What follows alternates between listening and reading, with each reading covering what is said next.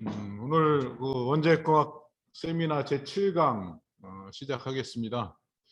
오늘은 좀 이제 여러분들한테 좀 생소한 주제일지도 모르는데 에너지 기술 혁신이라는 주제로 인코드의 최정훈 대표이사님, 사장님 모셔서 귀한 강의 듣기로 이렇게 됐습니다.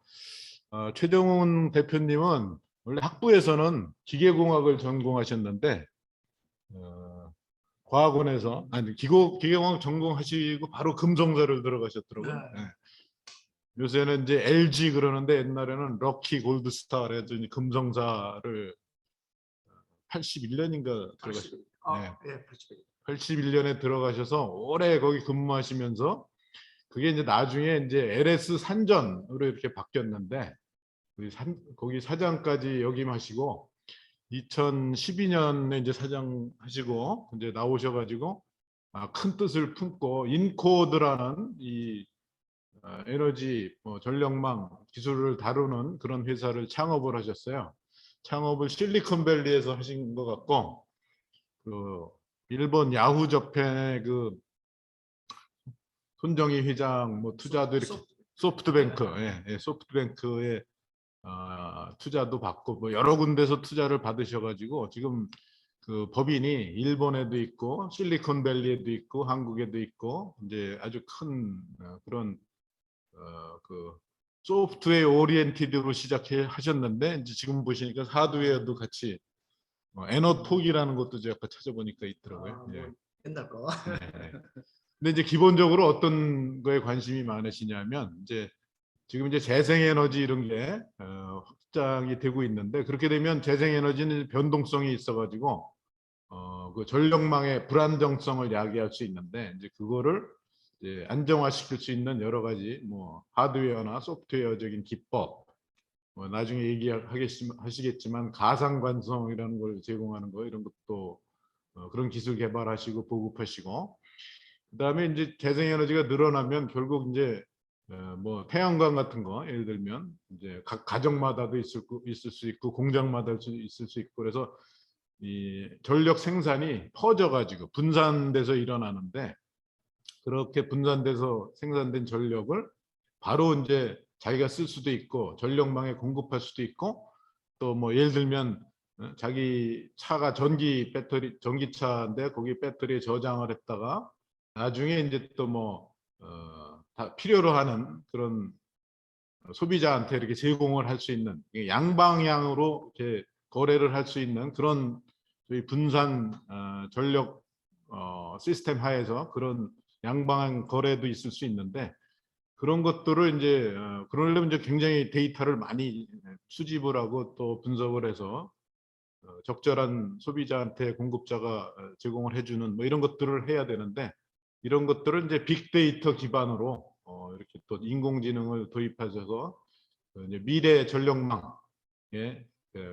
생산도 분산돼 있고 수요도 분산돼 있고 그런 상황에서 또 이제 재생에너지 발전도 보면 이렇게 가변성이 있는데 그런 어려운 문제를 풀 수 있는 그런 솔루션을 제공하는 그런 그 인코드라는 회사에서 회사를 지금 운영하고 계시고 직원도 한 뭐 몇십 명 이렇게 보니까 76명 있는 큰 기업을 이끌고 계십니다. 오늘 자료 보셨겠지만 학생들 아주 기초부터 전압부터 시작해서 뭐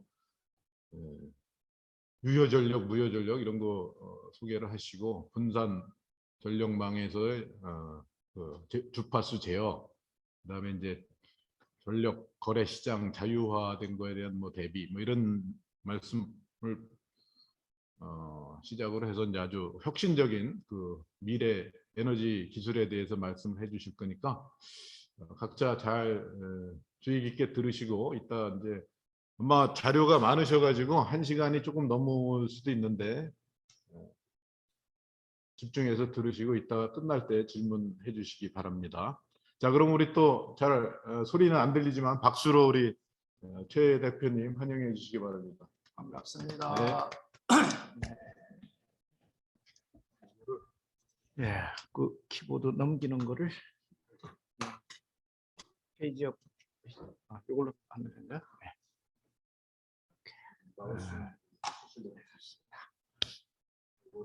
학생들이 좀 많이 보이는데요.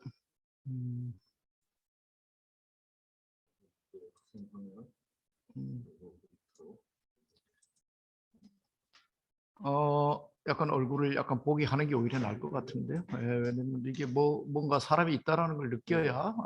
제가 원래 이렇게 세미나나 강연을 앉아서 하는 게 아마 거의 없어서 아마 제가 이렇게 앉아서 여러분들이 이제 설명하는 식으로 이렇게 진행을 하면 조금 어색할 수도 있으니까 조금 이해하시면서 들으시고요. 마침 오늘 학교로 이렇게 올라오다 보니까 아주 재밌네요. 제가 여기 몇 년 전에 대학원 시험 보러 왔다가 있던 그 제가 여기 기계공학과 대학원 석사 과정에 진학을 하려고 시험 보러 왔던 건물이 바로 옆에 가까이 있네요.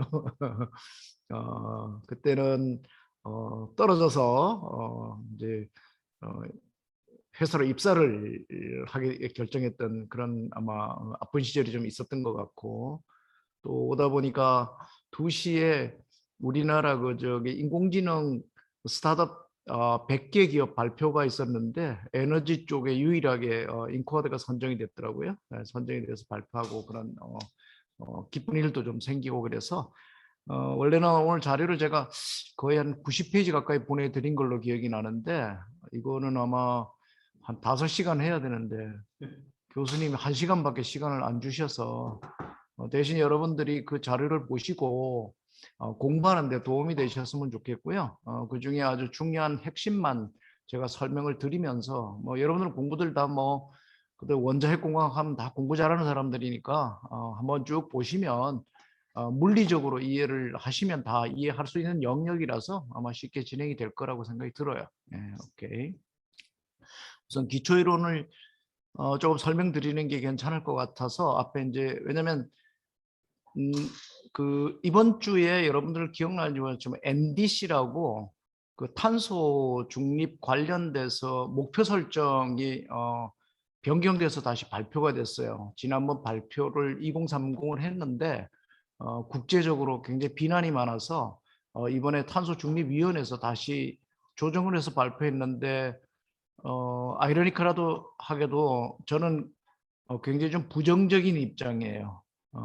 제 입장은 원전이나 이런 기저발전을 유지하는 자원하고 그다음에 이제 그린에 관련된 녹색에 관련된 그런 에너지 자원들이 함께 병행해서 밸런싱을 가지고 가야 된다라는 입장이고 그렇게 해야 전력의 안정성과 그다음에 사고가 났을 때 사고가 났을 때 레질리언스라 그래서 복원 탄성력, 빨리 복원이 될 수 있는 탄성력을 확보할 수 있는데 이제 그런 거를 함께 우리가 잘 조화를 맞춰서 진행하려고 그러면 기저발전에 해당되는 것 중에서 가장 그린이 탄소 배출이 없는 게 원전이니까 그래서 원전과 재생에너지가 함께 가는 것을 병행해야 된다라고 하는 입장이다 보니까 아주 죄송하게도 이 정부에서 저를 잘 부르지는 않아요. 잘 부르지는 않고 그렇지만 그래도 엔지니어 기술자 입장에서 나중에 혹시나 이런 일들이 진행되다가 개통에서 문제가 발생됐을 때 그 문제가 발생될 수 있는 거를 사전에 예측을 하고 준비하고 기술적으로 준비하고 그렇게 대응할 수 있도록 하는 준비를 계속 병행해야 된다고 생각을 해서 음지에서 사실 좀 많이 뛰고 있다고 보시면 됩니다. 자료의 맨 마지막에 보시면 블로그도 있어서 그 블로그에 들어가시면 여러분들이 거의 제가 알기로는 한 6,000페이지 정도 될 거예요. 그 6,000페이지 정도 되는 슬라이드를 가지고 따로도 여러분들이 공부하실 기회가 있을 거라고 생각이 들고요. 그거 하기 전에 제가 좀 제 자료로 간단하게 설명을 드릴게요.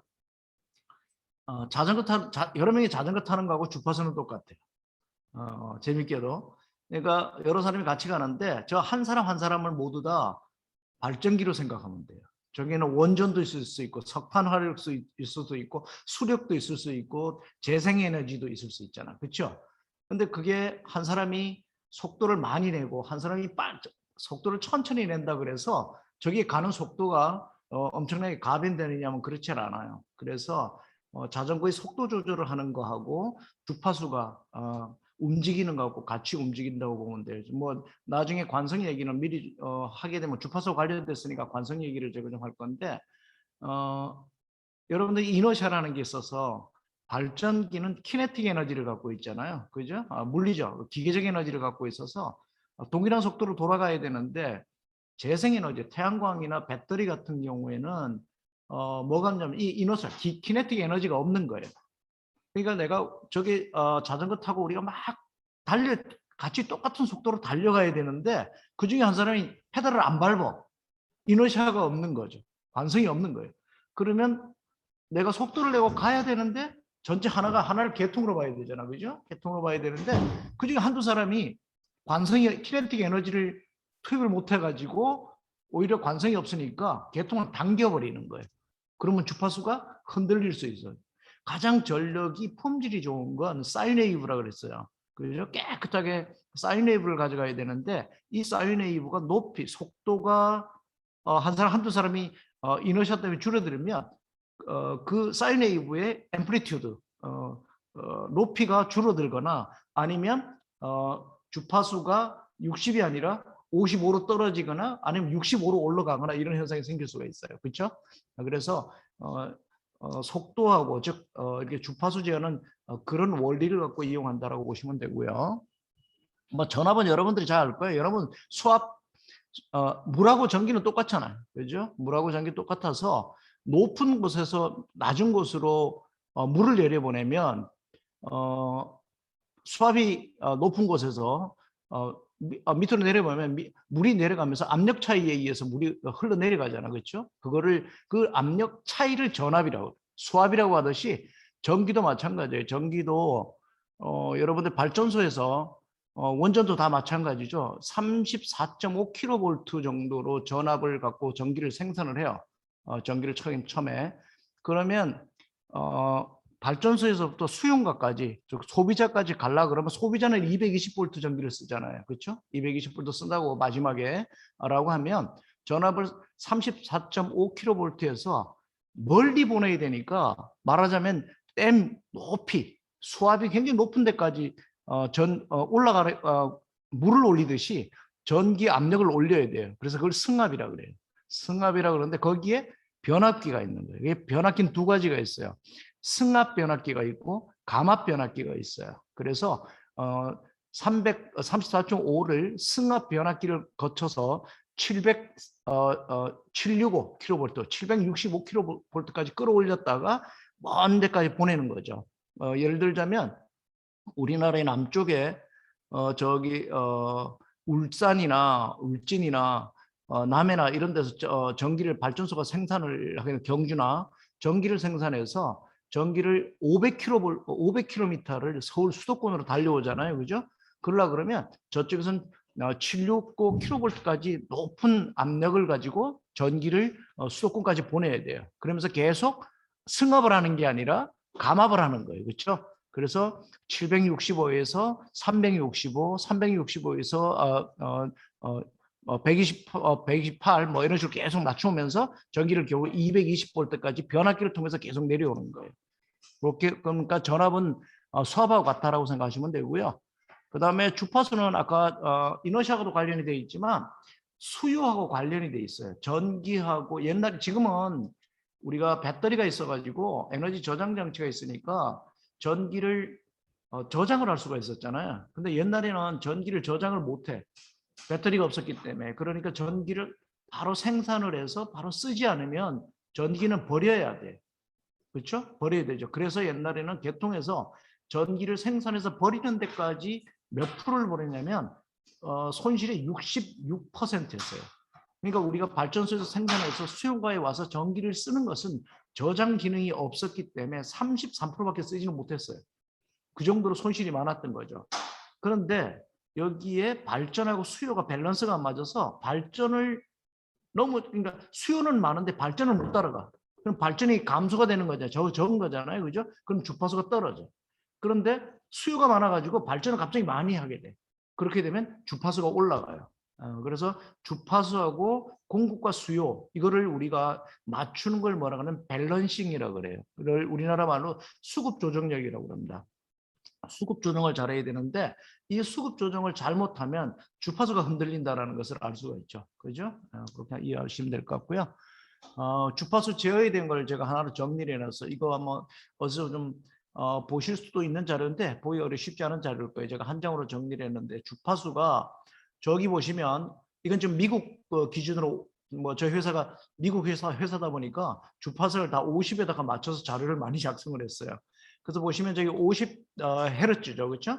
50 헤르츠 사인 웨이브를 가다가 주파수가 뚝 떨어져요. 근데 이벤트, 즉 사고가 생기는 거예요.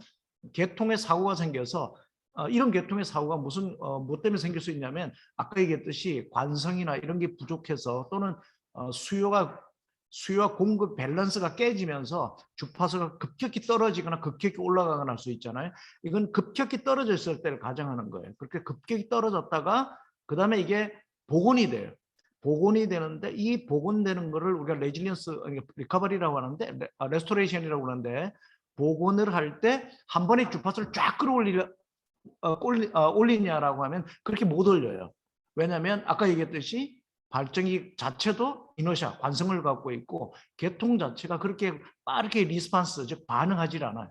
반응할 수가 없기 때문에 천천히 단계별로 올라가야 돼. 그래서 1단계, 2단계, 3단계 그래서 프라이머리, 리스토레이션, 세컨더리, 그다음에 트라이얼 이렇게 해서 세 단계로 서서히 올라가면서 주파수를 복원시킨다고 보시면 돼요. 이거는 관성 얘기했고요. 보시면 원전에서도 우리가 생산해서 다 터빈 돌리고 통입도 고압 터빈 돌리고 중압 터빈 돌리고 로우 볼티지 즉 저압 터빈을 돌려서 발전기로 연결이 되잖아요. 그렇죠? 근데 이게 세 가지가 다 뭘 갖고 있냐면 관성을 갖고 있는 거예요. 그래서 다 맞물려 있는 거예요. 계통은 그래서 자꾸 우리가 그 재생에너지가 늘어나고 이름으로 인해서 사람들이 그 이런 계통이나 아이러니컬하게도 이제 제가 아까 우리 교수님이 소개해 주셨듯이 제가 학부를 기계를 했어요. 그리고 이제 마스터는 또 전자를 했고 그다음 박사를 컴퓨터로 했고 포닥을 전력 시스템으로 하다 보니까 이게 복합적으로 다 연결되어 있다는 걸 나중에 알게 돼요. 그래서 여기 보면 이 기계적인 전기가 돌아가는 파워 시스템, 전력 계통 시스템 안에서도 모든 것이 기계적인 에너지와 이런 것들이 함께 맞물려서 화학적 결합 이런 것도 맞물려 돌아간다는 걸 알 수가 있을 거예요. 자, 여기서 보면 제가 한 장을 왼쪽에 있는 그림으로 그려놨습니다. 자, 재래식 발전기라고 제가 표현했는데요. 뭐 원전하시는 분인데 재래식이라고 말을 써서 죄송하고 근데 동기 발전이죠. 싱크로잖아요. 그죠? 싱크로 제너레이션이고 그래서 동기 발전으로 돌아가는데 보시면 PV, 태양광하고 풍력하고 이런 것들은 관성이 없어요. 관성이 없다 보니까 내가 움직이고 돌아가려고 하는 놈을 땡겨버리는 거예요. 땡겨버리는 역할이 못 돌아가게 땡겨버리는 역할을 해요.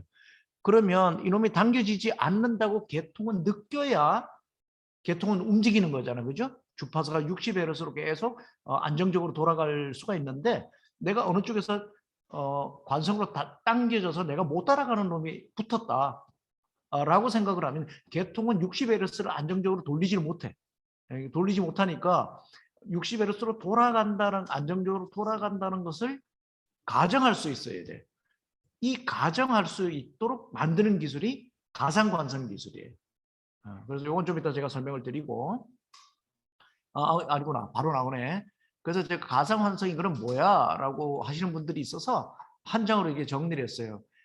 주파수 아까도 제가 설명드렸듯이 주파수가 사고 났을 때 이렇게 복원이 되잖아요. 1단계, 2단계, 3단계로 이렇게 복원이 될 때 관성이 없으면 저기 보시면 오른쪽 그림에 보시면 관성이 없으면 쭉 더 떨어져 버리는 거예요. 툭 떨어져 버리는 거예요. 근데 가상 관성을 투입을 하면 가상 관성을 이렇게 투입을 하게 되면 마치 내가 원래 관성을 갖고 있는 것처럼 착각을 하는 거예요. 계통이. 관성이 이너시아가 있구나 라고 해서 전력계통 시스템이 관련된 많은 디바이스나 이퀴먼트 그런 설비들이 가상 관성이 있다는 것을 착각을 하고 속아가지고 말하자면 속아서 원래 정상 상태로 복원되는데 전혀 문제 없이 돌아가는 거예요.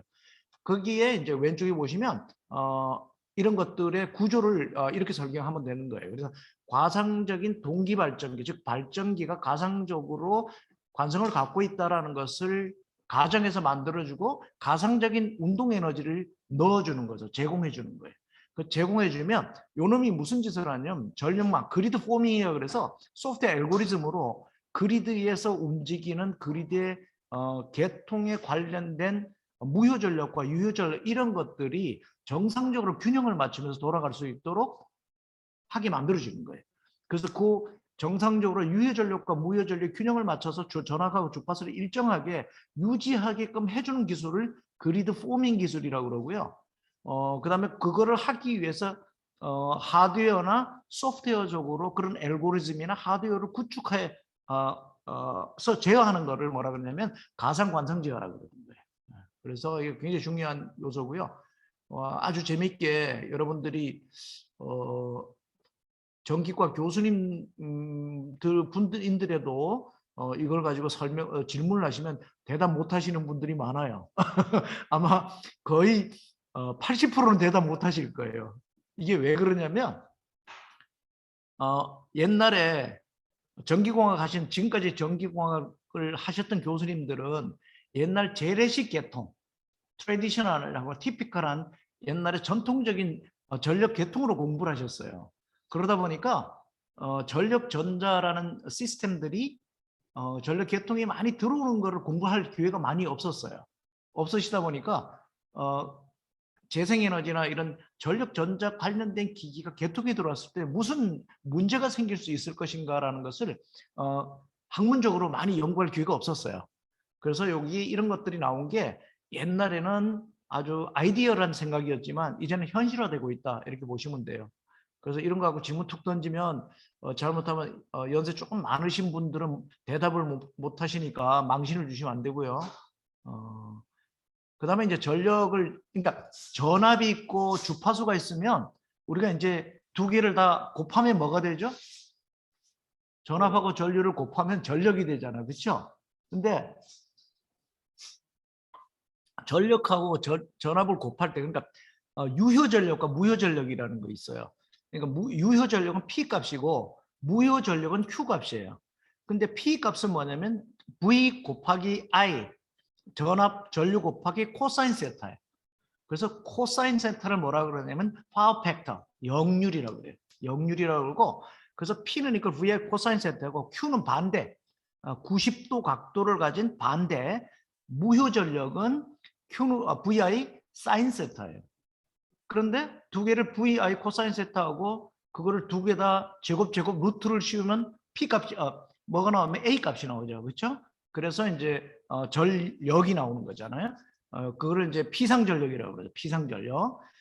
그러는데 재밌게도 여러분들이 집에서 전기요금을 낼 때는 무슨 값을 기준으로 내냐면 Q 값으로 내질 않아요. 여러분이 전기요금을 낸 건 P 값으로 전기요금을 내.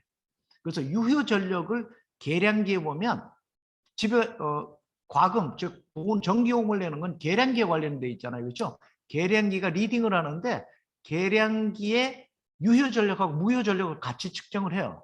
근데 유효 전력으로 나오는 P 값을 가지고 킬로와트 아워당 얼마야 라고 한국전력에서 요금을 결정해 놔요. 그래서 킬로와트 아워를 볼륨메트리 최적으로 계속 카운팅을 했다가 합하면 한 달에 한 번씩 합하면 그게 한 달의 전기 요금이 되는 거예요. 요금이. 근데 그러면 무효 전력은 무슨 상관이요? 그건 왜 측정하고 왜 중요한 겁니까? 이렇게 얘기할 수 있잖아요. 그렇죠?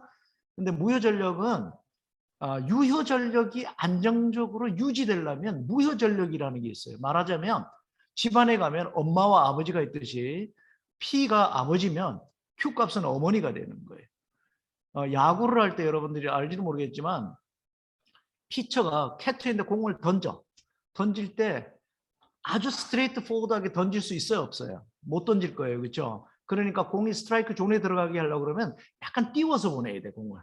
그렇죠? 체인지 하듯이 약간 이렇게 띄워서 보내야 될 때 띄워서 위쪽으로 향하는 힘, 이게 무효 전력이에요. 스트레이트로 가려고 하는 힘은 유효 전력인 거예요. 그래서 무효 전력과 유효 전력이 맞물려 돌아가는 거고, 이런 얘기가 있죠. 전봇대에서 가까이 사는 사람들이 전기요금을 많이 냅니다. 왜 그럴까요? P는 이꼬르 VI 코사인 세타라고 그랬잖아요. 그럼 전봇대에서 가까이 있는 집은 멀리 있는 데까지 전기를 보내야 되기 때문에 가면서 케이블을 따라가잖아요. 케이블은 저항 성분이 있어요. 저항 성분이 있어서 전기가 가면서 저항 성분에 의해서 열이 발생을 해. 그래서 열로 날아가 버리는 거예요, 전기가. 그래서 손실이 돼요. 그러면 전봇대 가까이 있는 점은 V를 220V가 아니라 200, 예를 들자면 극단적으로 230V를 보내야 저 끝에 4km, 5km 떨어져 있는 집에서 210V를 받을 수 있어요. 그런데 아까 얘기했듯이 P는 이거를 VI 코사인 세타라고 그랬잖아요. 그럼 V 값이 높으면 어떻게 될까요? P 값이 높잖아. 그러니까 전기요금을 많이 내게 되는 거예요. 멀리 떨어져 있는 집은 V가 작으니까 전기요금을 덜 내는 거예요. 근데 이게 불공평하지 않아요. 자, 전압이 떨어지지 않게 하기 위해서 뭘 하냐면 한국전력에서 무효전력을 투입을 해요. 아까 얘기했던 야구공 날아가듯이 무효전력을 계속 밑으로 투입을 해줍니다. 근데 요거는 돈을 못 받아요. 돈을 못 받는데 여기 뭐하고 관련이 되어 있냐면 효율하고 관련이 되어 있잖아요. 그래서 전압을 더 적게 떨어뜨리려고 무효전력을 넣는데 무효전력은 가정집에서는 무효전력을 넣어줄 수 있는 기계가 없어요. 무효전력을 넣어주려고 그러면 별다른 설비가 필요해야 돼요. 그러니까 유효전력을 만들어내는 무효전력하고 유효전력을 같이 만들어내는 것은 발전기지만 송전을 해서 계속 가면서 전압이 떨어지지 않게 하려고 그러면 리액터나 캐파시터 같은 거 있어요. 리액터나 캐파시터는 장치를 전력망에다 붙여야 돼. 붙여서 덜 떨어지게 전압이 안 떨어지도록 뭘 하냐면 저기 보시면 유도형 전력이 있고 용량성 전력이 있어요. 유도형 전력은 무효전 그러니까 전압하고 전류가 있을 때 둘 다 사인 웨이브잖아요. 그런데 전압보다 전류가 앞서가면 이건 유도형 전력이에요. 근데 그 앞서가는 차이가 뭐냐면 델타 값이잖아요. 코사인 세타 값이잖아요. 그죠? 세타 값이잖아요. 그런데 전압이 먼저 앞서가. 그러면 이건 용량성 전력이에요. 그래서 이게 앞서거니 덜서거니 그러니까 전압이 가장 이상적인 건 제가 V하고 I가 딱 겹치는 거예요. 이거를 파워 팩터가 1일 때 가능한 거잖아요. 그죠? 코사인 세타가 1일 때 가능한 거죠. 그래서 VI가 딱 겹쳐야 돼. 근데 겹치지 않고 저런 식으로 위상 차이를 계속 가지고 역률이 0.8, 0.7 되니까 자꾸 V하고 I가 벌어져요. 차이가.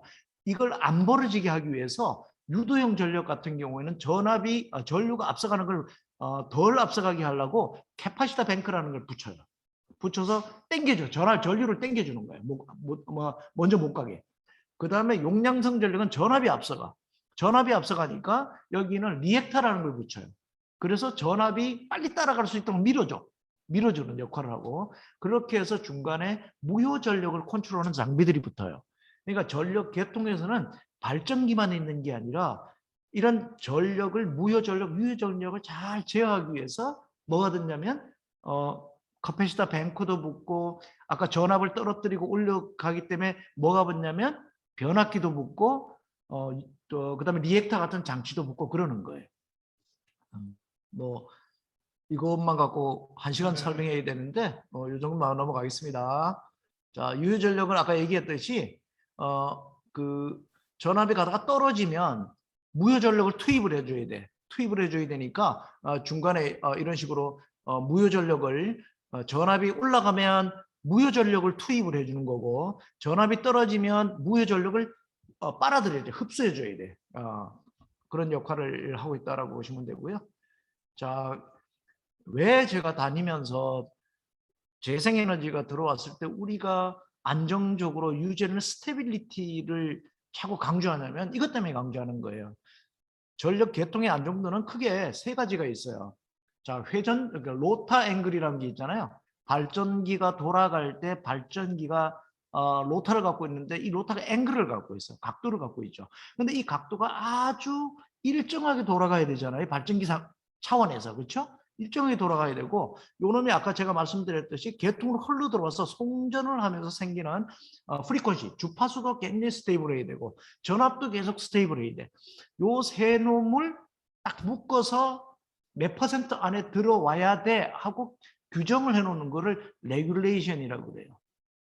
규제라고 그럽니다. 그래서 이거는 전기를 하는 사람이나 뭐 원전 다 마찬가지겠지만 개통을 하는 사람이나 이런 사람들은 여기에 스테빌리티, 안정도를 유지하기 위해서 레귤레이션, 규제를 지켜야 돼요. 이거를 지키지 않으면 무너지는 거예요. 개통이 무너지는 거예요. 개통이 무너지면 뭐가 될까요? 아주 심플하잖아요. 정전이에요. 그죠? 대정전이거나 아니면 로컬, 국부적으로 정전이 일어날 수밖에 없는 거예요. 그래서 이 안정도에는 이런 세 가지가 있다라고 보시면 되고요.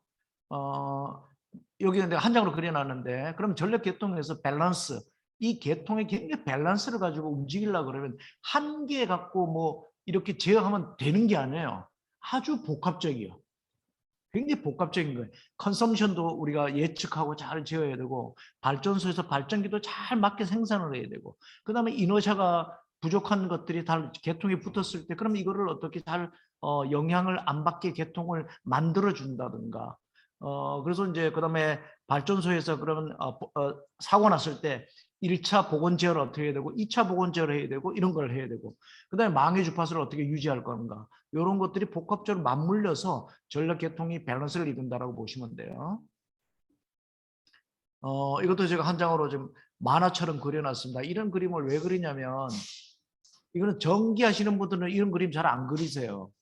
이런 당연히 있는 그림으로 생각을 하시기 때문에. 근데 제가 하는 역할 중에 하나가 비전공자들이 전력 계통을 이해하게 하려고 하는 역할들이 많아요. 그래서 굉장히 좀 만화 같은 그림을 많이 그리는데, 여기 보시면 이 중에서 여러분들이 좀 눈여겨봐야 될 건 오른쪽에 있는 거는 전력 계통제예요. 전력 계통으로 들어와. 이게 제가 습관이 안 돼가지고 오른쪽에 보시면 시스템 발전제요. 이런 거는 계통이 송전 시스템을 들어왔을 때고, 왼쪽에 있을 때가 발전소 레벨에서 컨트롤하는 거예요. 그래서 여기 보면 아주 중요한 게 뭐냐면, 예를 들자면 이런 게 있어요. 조속기. 이걸 이제 조산기라고도 합니다. 자, 주파수가 흔들렸을 때, 그럼 예를 들자 발전소에 어떤 일이 생기냐? 주파수가 60Hz로 아주 사인웨이브로 깨끗하게 돌아가야 되는데 이게 뒤틀려 가지고 안 맞았어.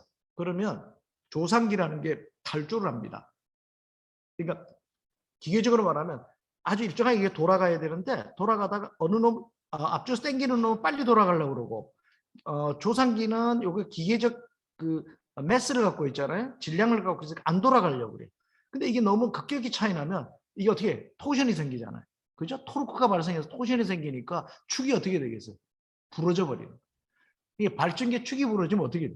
정전이지 뭐. 그렇죠? 예를 들어 이런 것들이 발전소에서 일어나는, 그러니까 주파수와 전압과 이런 것들이 단순히 전력 계통에서만 일어나는 영향이 아니고 발전소에서 일어날 수 있는 영향이라는 거죠. 그래서 정전의 대부분 상당분의 영향이 송전 시스템에 생기는 것도 있지만, 사실 발전소에서 일어나는 발전소 발전 제어 때문에 일어나는 일들이 굉장히 많아요. 근데 여기에 여자 시스템이라는 게 있어요. 이런 거를 잘 송전 시스템하고 잘 연결하고 전압을 제어하고 주파수를 모니터링하고, 그러면서 전기장을 전류를 제어하는 역할을 하는 게 이게 엑사이테이션이라고 해서 여자 시스템인데요. 여기 이거 1인자가 누구냐면 우리 그 서울대의 그 전기공학과 출신인 김국현 박사라는 분이 계세요. 김국현이. 예. 김국현 박사가 엑사이테이션 여자 시스템의 우리나라 국내 1인자세요. 그래서 우리나라에서 처음으로 저거를 미국 ABB하고 지멘스에서 100% 수입하다가 김국현 박사가 한 35년 전에 저걸 개발을 했어요. 예, 예, 개발했고, 그리고 지금은 이제 아마 삼성 갔다 두산 갔다 은퇴를 한 걸로 알고 있는데, 그 양반인데 제가 굉장히 기대를 하는 건 뭐냐면, 가상 발전의 저 여자 시스템을 진화시키면 가상 발전소, 그러니까 가상 발전이 아니라 가상 관성을 만들 수 있어요. 여자 시스템이 V 전압하고 프리퀀시를 컨트롤하거든요. 그러면 우리가 인버터를 뭐라 그러냐면 그 태양광하고 풍력에 붙어서 그거를 인버터라는 게 붙어 있어요. 인버터는 무슨 역할을 하냐면 태양광이 DC야. DC로 생산을 하는데 직류로 생산을 하는데 우린 전력 계통망이 교류잖아요. 그럼 DC를 교류로 바꿔주는 역할을 인버터가 한다고 생각하는데 그거는 아주 일부만 아는 상식이에요.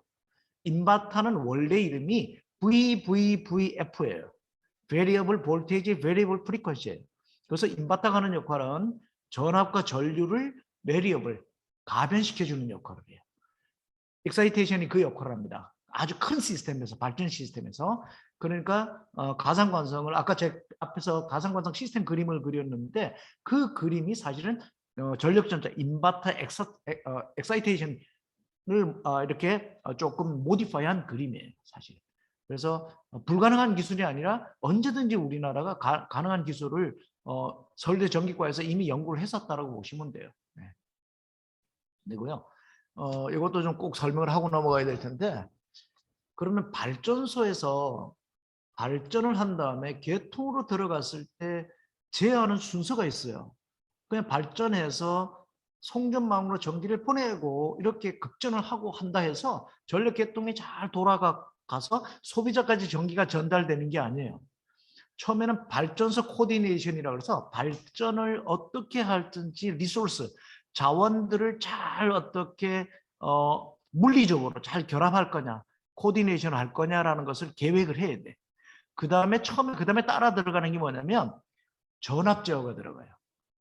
주파수 제어가 먼저 들어가는 게 아니고 처음에 전압을 먼저 만들어요. 전압이 60V진 34.5kV 뭐 전압을 만든 다음에 전압이 안정적으로 잘 흘러 들어가기 위해서 뭐라면 주파수의 모양을 만드는 거예요. 그래서 우리가 계통을 움직이는 순서는 볼테이지 레귤레이션, 그 다음에 프리퀀시 레귤레이션을 해요. 이거를 계통에다 맞추어 놓은 다음에 그 다음에 뭘 하냐면 급전 제어를 해요. 경제급전을 해요. 경제급전이 뭐냐면 발전기가 우리나라에서 뭐 제가 옛날에 계통 설계할 때는 계통 시뮬레이터 만들 때는 그때 발전기가 우리나라에 270개가 있었어요. 근데 270개의 발전기가 동시에 모두 다 돌아가는 건 아니에요. 그렇죠? 모두 다 돌아가는 건 아니니까 어떻게 해야 되냐면 입찰을 해. 어느 발전기가 경쟁력이 있는지 입찰을 해서 그중에 가장 경쟁력이 있는 발전기를 돌리게 하는 거예요. 돌리게. 그러니까 이제 전력 거래소가 그걸 하죠. 전력 거래소가 시간표를 짜. 예를 들어서 2시부터 3시, 3시부터 4시, 4시부터 5시 이렇게 쭉 24시간을 짠 다음에 하루 전에 짠 다음에 여기에 발전기를 평택에 있는 발전기를 돌릴지 아니면 저기 남해에 있는 발전기를 돌릴지 아니면 울산에 있는 발전기를 돌릴지 계획이 없잖아 지금. 그렇죠? 그러니까 그거를 입찰을 붙여서 그 시간대에 가장 싸게 적어놓은 발전기를 낙찰을 해줘요. 그래서 오케이. 니는 요 2시부터 3시는 너네 전기 쓸게. 요 시간에 너네 전기 쓸게. 그래서 그걸 24시간 동안 스택을 쌓아요. 스택을 딱 쌓은 다음에 그걸 계획하에 발전기를 돌리는 거예요. 그래서 계통으로 흘려보내는 거예요. 그때 가장 경제적인 발전기를 선택하는 게 뭐냐면 경제급전이에요. 경제급전. 이걸 이코노믹 디스패치라고 그래요. 그 다음에 그 중에서 발전기 중에서도 어떻게 하냐면 어떤 거는 잘 돌고 어떤 건 잘 안 돌 수도 있고 그 다음에 어떤 것이 가장 그 시간대에 효율적이냐 이걸 따지는 걸 유닛 커미트먼트로서 기동정지라고 그래요. 그래서 그런 순서를 쭉 해서 제어가 들어간다고 보시면 되고요. 여기에 한 장을 또 그려놨네. 이거 서울대 전기과에서 교과서로 씁니다. 이거. 그 보시면 왼쪽에 보시면 발전기가 처음에 서 있을 때는 자력 기동을 그러니까 발전기가 이제 돌아가야 되잖아요. 그러면 까맣게 서 있어. 가만히 서 있다가 발전해라고 하면 이제 쑥 발전기가 돌 거 아니에요. 근데 발전기는 이너시아 관성이기 때문에 한 번에 어느 시간에 빨리 확 올라와야 안 올라와요. 속도가 안 올라오잖아. 그렇죠? 안 올라오니까 처음에는 자력 기동해서 블랙 스타트를 해. 그래서 블랙 스타트를 하다가 아까 제가 말씀드렸듯이 전압을 맞춘 다음에 주파수를 맞춘 다음에 그 다음에 부하 추정을 해요. 그러니까 부하 추정은 뭐냐면 수요단의 부하단이죠. 소비를 하는 부하단의 전압과 주파수하고 내가 지금 발전기에서 전압하고 주파수 제어하는 주파수하고를 추정해서 이제 추정에 따라 들어가는 거예요. 이걸 로드 팔로잉이라는 거예요. 그래서 주파수를 팔로잉 하다가 그다음에 이놈이 공급과 수요, 주파수와 전압을 딱 맞춰. 이거를 로드 밸런싱이라고 그래요. 이 순서대로 돌아가는 거예요. 순서대로 가는데 여기에 재밌는 게 있어요. 발전기가 어느 시간대 확 투입, 조금 내가 원래 계획된 대로 잘 안 됐어. 그래서 발전기가 내가 100이라고 계획을 했는데 10이 모자랄 수 있어요. 그죠? 발전기가 계획대로 안 돌아갈 수 있어. 그럴 때 딱 서 있는 발전기를 야 10분 만에 집어넣어 라고 해서 돌아갈 수가 없잖아. 그죠? 그러니까 미리 돌리고 있어. 미리 우리나라 계통의 발전기 10%는 미리 돌리고 있어요. 따라가고 돌고 있어. 이걸 뭐냐면 스피닝 리저브라고 그래요. 그래서 이거를 순동 예비력이라고 해요. 그래서 우리나라의 요 스피닝 리저브로 발전량의 10%, 이게 나라마다 조금 다른데 15%에서 10%는 쓸데없이 돌리고 있는 거예요. 스피닝 리저브. 안 쓰죠. 이거 그냥 계속 안 물려놓고 그냥 돌고 있는 거예요. 80% 정도 속도로 돌고 있다가 10분 이내에 20% 충전시키면서 계통으로 집어넣는 거예요. 순동 예비력이고요. 이런 순서대로 쭉 진행하고 있다고 보면 됩니다. 자, 뭐 앞에서 제가 설명하느라고 뭐 40분 써먹었네. 이거. 자, 이제 조금 대충 넘어갈게요. 앞에 원리를 이해하면 그 다음부터는 어플리케이션, 응용이니까 여러분들이 조금 빨리빨리 이해하시면 될 것 같고요. 이거는 그냥 넘어갈게요. 제가 항상 요즘 우리 주 교수님하고 항상 아주 크게 움직이면서 주장하고 다니는 내용이 이 내용이죠. 유연성이에요. 유연성. 자, 우리는 과거에는 화석 연료나 이런 것들이 어떻게 말하면 사람들이 저를 비난할지 모르겠지만 탄소 중립에 포커싱을 저는 맞추질 않아요. 탄소 중립은 재생에너지 많이 늘어나면서 하면 원전도 늘어나면 뭐 탄소 중립 되는 거니까 그거는 탄소 중립을 하는 분들이고, 제가 보는 관점은 이 플렉서빌리티예요. 계통에서의 플렉서빌리티인데, 기존의 화석 연료나 원전이나 이것은 경직성 에너지예요. 경직성 에너지가 뭐냐면 아까 얘기했었어요. 빠른 시간에 계통에 딱 집어넣어야 되는데 시간이 걸렸잖아요. 그죠? 뭐 전압 따라오고 주파수 따라오고 뭐 팔로잉 했다가 밸런싱 맞추는 데가 시간이 들어오잖아요. 그래서 이 시간이 오래 걸리니까 원래 장기적으로 미리 계획을 해놔야 돼. 계획을 해놓지 않으면 갑자기 전력 계통에다 투입을 못해요. 그죠? 못하는 자원들이야. 그래서 이걸 경직성 에너지라고 그래요. 그런데 태양광이나 배터리나 이런 것들은 뭐냐면 갑자기 집어넣어 그러면 바로 투입을 할 수가 있어요. 전기를 투입할 수 있어요. 그러니까 급전, 디스패치라고 그래요. 급전을 할 수 있잖아. 그러니까 유연성이 좋은 거예요. 그래서 경직성 에너지하고 반대되는 얘기가 유연성 에너지예요. 근데 유연성 에너지는 단점이 뭐냐면 변동성이 심해. 가변성, 변동성이 심하니까 이게 안정적이질 않아. 그래서 이 안정적인 걸 어떻게 잘 기존에 있는 경직성 에너지처럼 안정적으로 끌고 갈 수 있을까? 이거를 설계를 잘 하는 거가 사실 제가 원하는 거고 제 역할이에요. 제 역할이고. 그리고 서울대 전기공학과 여기 가면 뭐 건물 지금 3개 건너가면 있나요? 전력연구원 있죠? 전력연구원에 거기 이제 문승일 교수님이 이거 연구하시는 거예요. 저하고 지금 한 30년 가까이 연구를 했습니다. 해왔던 거고요. 그래서 뭐 이런 것도 그냥 좀 읽어보시면 될 것 같고요. 이거 한 장 갖고 사실 한 3시간 떠드는데 제가 요거는 다른 건 몰라도 요건 설명을 하고 가겠습니다. 제가 이제 앞에 말한 거에 정리하는 거예요. 하나는 뭐냐면 자, 이제 재생에너지가 스마트 시티니 아리백이니 그린 뉴딜이니 탄소 중립이니 녹색 마을이니 해가지고 재생에너지가 엄청 들어와. So what? 재생에너지가 들어오면 뭐 깨끗한 전기니까 다 좋은 걸로 우리는 생각을 하잖아요. 근데 이거는 사용하는 사람들이나 지구에서 환경을 지키는 환경운동가나 정치하는 사람들인데는 굉장히 좋은 이야기예요. 좋은 이야기지만 기술자로서 계통을 쳐다보고 있는 입장에서 보면 이게 들어왔을 때 그럼 엄청난 문제가 야기될 수 있다는 게 불안하잖아요. 걱정이잖아요. 그죠? 만약에 이게 했다가 대책이 없어서 20년 후 30년 후에 계통이 뭐 옛날에 뉴욕이나 시카고나 이런 데서 대정전 나가지고 사람들이 8시간씩 12시간씩 걸어가는 일이 생기고 이런 일이 생기면 그때 욕을 먹는 사람은 누가 먹냐면요. 두 사람이에요. 전문가더라고요. 하나는 공무원들입니다. 옛날에 9.15 정전사태 났을 때 그때 공무원들 다 사표 썼잖아요. 그렇죠? 차관부터 해서 사표 썼고 책임지는 사람들은 결국은 공무원들하고 정책을 결정하는 왜 책임을 지게 되냐면요. 아까서 레귤레이션 얘기했잖아요. 주파수하고 전압이 어느 일정한 범위에 들어가야 되고 그러니까 전력은 레귤레이션이 굉장히 많아요. 규제가 많은 건 아까 스테빌리티인데 스테빌리티를 유지를 해야 되기 때문에 그렇지 않으면 정전이 나잖아요. 그래서 이 스테빌리티를 어떻게 하려고 그러면 규제가 이건 하지 마라 저건 하지 마라 이런 게 굉장히 많은 거예요. 그러다 보니까 규제를 만드는 공무원이 책임을 지게 돼 있는 거고 그다음에 기술적으로 그 규제가 무너진 원인은 전문가들이 해결을 못했다라고 하기 때문에 전문가들이 욕을 먹는 거예요. 그래서 결국은 운동하시는 분, 환경운동하시는 분들이 책임지는 게 아니라 교수님들하고 공무원들하고 저희들 좀 현장에서 그 전문직에서 일하는 사람들이 결국은 비난을 받게 돼 있습니다. 그 원인을 제가 적는 거예요. 인허샤 문제, 과전환 문제. 사람들이 과전환 문제를 아주 쉽게 생각하는데 이런 거죠.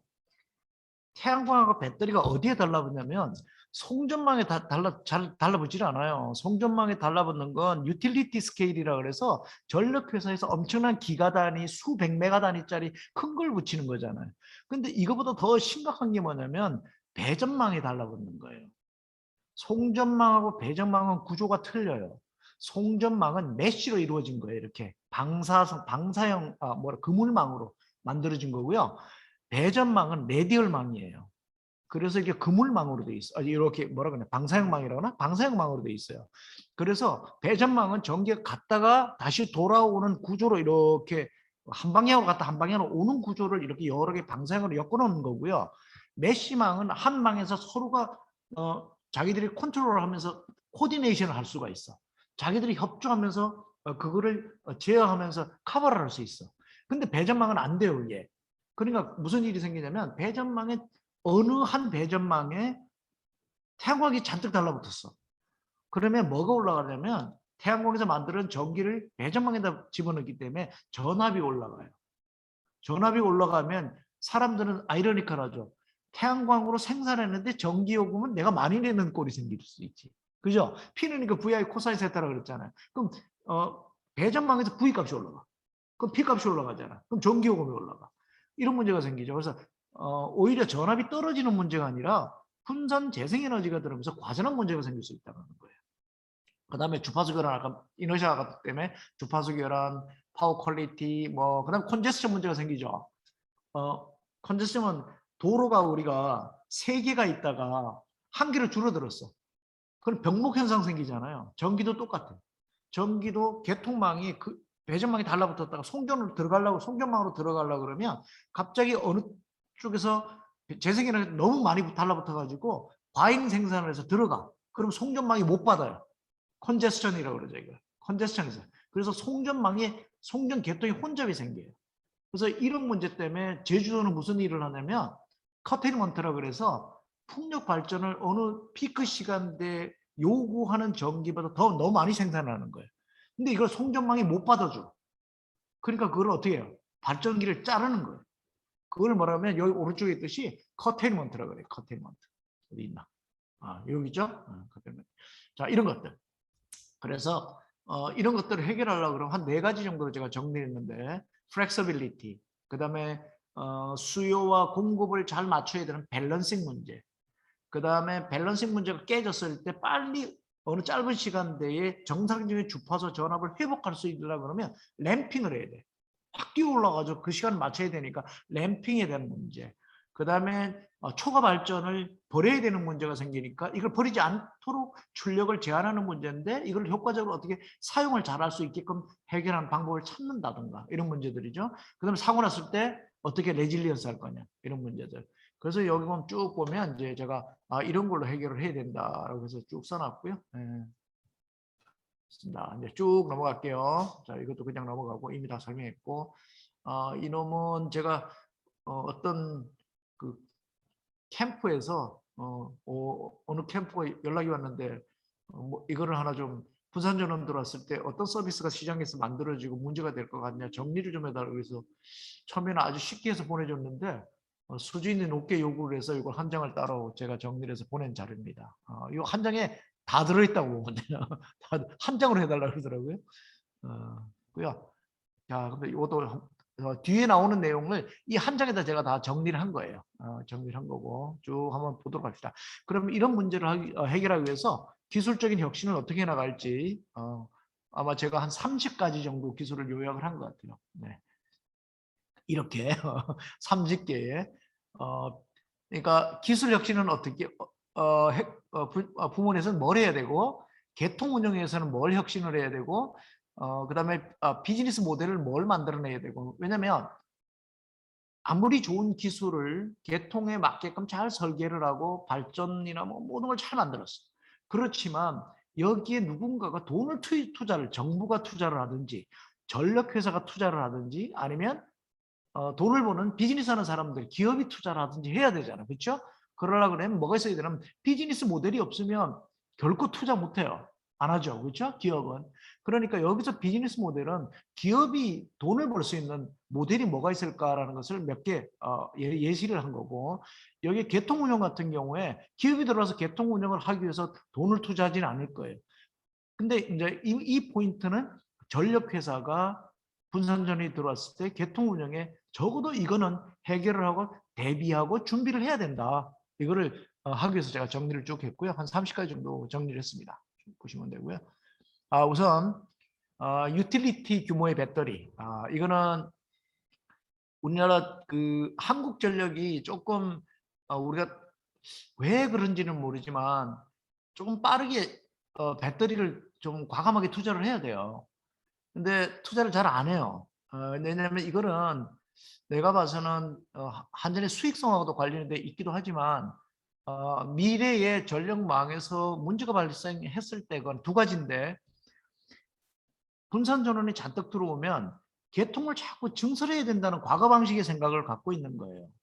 근데 분산 전원이 들어오면 개통의 투자를 억제시키는 방법, 송전망을 투자를 덜 하는 방법을 찾아내야 되는데 그 방법 중에 가장 좋은 방법 중에 하나가 배터리예요, 사실은. 근데 이제 이런 그 균형 감각을 가지고 투자를 하거나 그렇게 계획하지 못하는 것 같은 게 조금 안타까운 거죠, 사실은.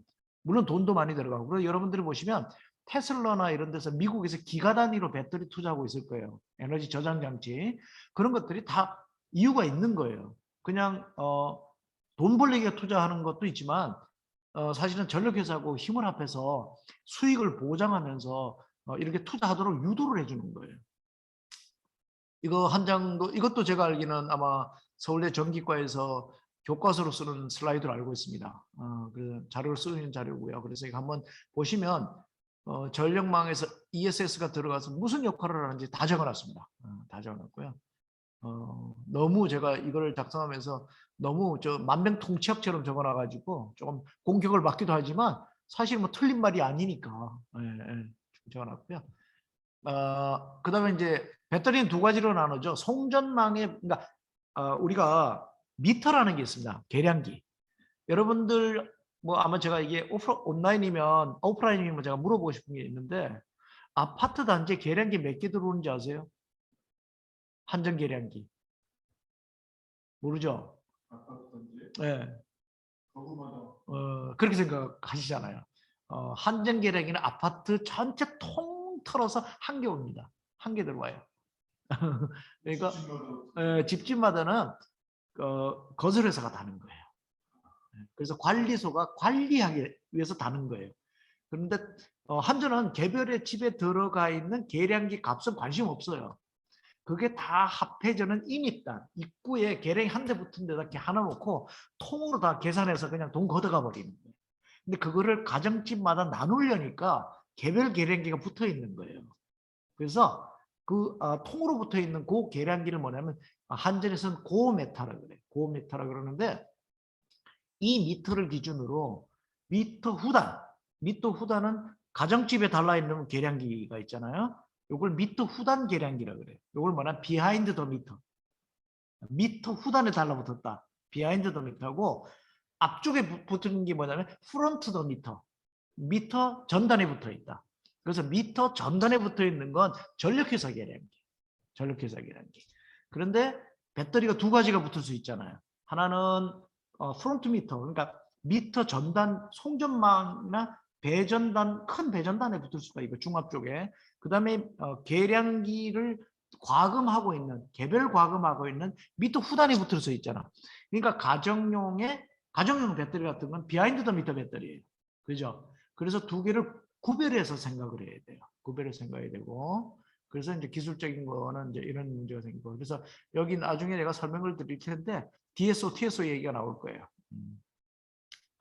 미터 후단의 배터리가 무슨 일을 하는지 보면 이거를 여기 보면 제가 테슬라의 저 배터리를 이렇게 해놨는데요. 저는 테슬라가 자동차만 잘 만드는 게 아니라 전력 사업에 대해서 돈 벌 수 있는 머리 좋은 친구가 거기에 아마 함유되어 있다고 생각이 들어요. 그래서 가정용 배터리를 이미 10년 전에 예측을 하고 개발을 해 들어왔고 그래서 지난번 텍사스에서 정전사고 났는데도 테슬라 배터리가 가정집에다가 그 전기를 켜도록 했잖아요. 그렇죠? 그런 일이 되는 거죠. 근데 그것만 쳐다본 게 아니라 제가 이 자료도 사실은 굉장히 오래전에 제가 작성한 건데 보시면 무슨 역할을 하는지 다 볼 수 있어요. 그러니까 가정용 배터리가 배터리만의 역할을 하는 게 아니라 엄청난 많은 일들을 역할을 할 수가 있어요. 그래서 굉장히 중요한 요소고요. 그래서 제가 이거를 LG에다가도 얘기를 했는데 개통을 잘 모르니까 이런 그 하드웨어로 배터리는 자기들이 만들었는데 그걸 가지고 이런 시스템의 콘텐츠와 서비스를 제공하는 거에 대해서 좀 잘 모르니까 준비를 못하는 것 같아. 좀 그런 문제가 있고요. 이 그림은 좀 안타까운 그림이고요.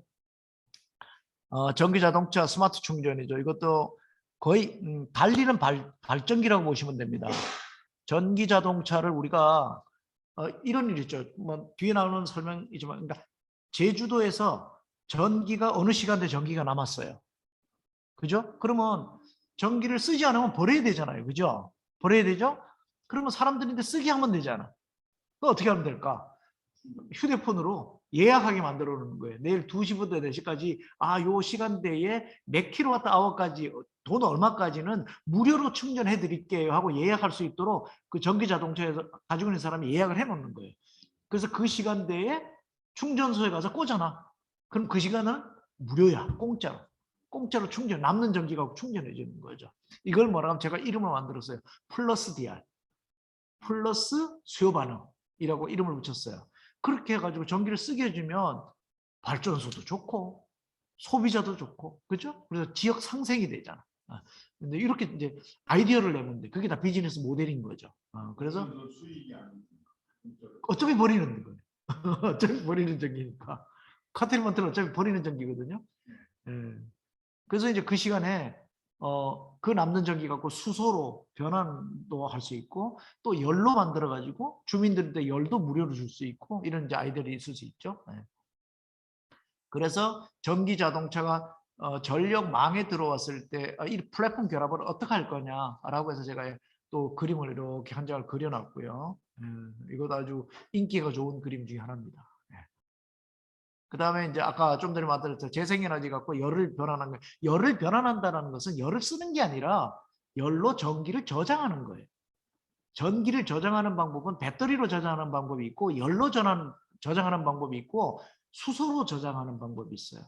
그러니까 저장이라는 의미는 내가 전기를 현재 지금 생산을 해서 쓰는 것이 아니라 내가 얼마 동안 시간이 지났을 때 그때 다시 쓸 수 있는 게 저장이잖아. 그렇죠? 그래서 이제 여럿이 저장하는 방법은 여러 가지가 있다라고 보시면 되고요. 자, 수소 변환. 근데 이제 여기서 여러분들 이런 얘기들이 많이 나올 거예요. 수소하고 그런 배터리는 무슨 차이가 있냐? 수소는 단기 저장이에요. 저장을 했다가 하루 이틀 길어봤자 일주일 내에 그 배터리를 쓸 수 있는 그 단주기 저장이고요. 수소는 그러니까 우리가 전기가 그 수요 패턴이 변하는 게 일일 단위도 변하고 주간 단위도 변하고 월 단위로도 변해요. 근데 굉장히 우리가 예측하기 어려운 건 계절별 전기 변화예요. 우리나라는 피크라 그래서 전기가 피크로 탁 치고 올라갈 때가 다른 나라하고 다르게 2번입니다. 여름과 겨울에 쳐. 그리고 하루 중에서도 2번 칩니다. 저녁에 또 쳐. 왜냐하면 냉난방을 우리는 전기로 하거든요. 그렇기 때문에 전기 피크가 2번씩 막 쌍방울을 쳐요. 쌍봉을 칩니다. 그런 특성을 갖고 있고요. 그래서 장주기 굉장히 시즌을 그러니까 계절별로 전기 수급을 잘 조절하려고 그러면 저장을 했는데 수소가 장주기라는 거죠. 가장 유리하다고 보시면 되고요. 그다음에 이제 그린 수소 뭐 얘기 많이 나오는 거고 그린 수소는 심플해요. 수소를 생산할 때 재생에너지나 원전 갖고 생산하면 그린 수소인 거예요. 근데 이제 그린 수소를 우리가 지금 당장은 재생에너지 태양광이나 배터리가 많이 태양광이나 이런 풍력이 많이 보급이 좀 안 돼 있고 원전 갖고 저렇게 자꾸 하고 있으니까 그린 수소를 생산을 못 하는 거잖아요. 그렇죠? 초기 못 하니까 어떻게 할까? 그린 수소를 해외에서 수입을 하는 거예요. 그래서 호주나 칠레에서 수입을 해야 돼. 수입할 때 배로 실어와야 되는데 배로 수소를 압축을 해서 배에다가 암모니아나 톨루엔이나 이렇게 해가지고 압축을 했 MCH나 압축을 해서 갖고 와서 우리나라에서 다시 그 압축을 풀어서 수소로 만들었어야 돼. 그런 구조로 초기에 운영을 해야 되니까 이제 상당히 좀 문제. 그래서 이제 이 부분에서 이제 제가 그린 수소를 원전 어차피 이제 수소 인프라를 자꾸 보급한다고 하니 그러면 원전으로 생산할 수 있는 기회를 만들어야 된다고 제가 이야기하는 것 중에 하나가 이거기도 하고요.